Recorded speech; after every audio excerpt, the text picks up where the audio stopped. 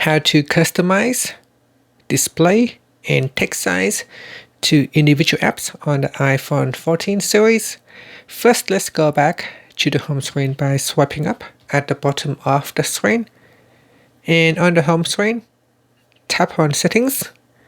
In Settings, swipe up to go down, and in here, tap on Accessibilities. Next, we swipe up to go down and tap on Per App Settings. In here, you can make change to an existing app in the list here.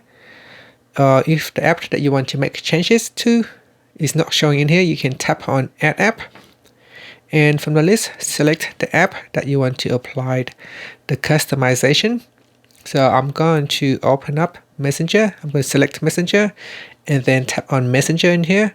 This will open up the configuration page. So in here you can change the text style. You can make it bold, or you can turn it off, or you can use the system default settings.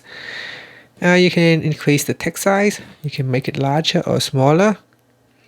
You can turn on button shapes or off, and on the off label. And you can change the reduce transparency as well. You can switch it off. Then you can also set increase contrast and other things. So once you are in this page here, you can make the changes.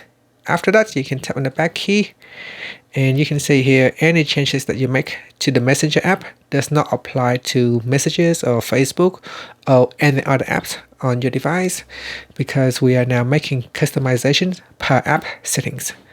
And that's it. Now if you go back to your home screen and open up the app that you have just made the change, for example, I have made the change to the Messenger app, you can see that the font in this app is larger. And if I go back into settings, and if I choose to make the font smaller now, and I tap on the back key, you can see now it will apply the change to that app only, and it does not apply to the change to other app. And that's it. Thank you for watching this video. Please subscribe to my channel for more videos.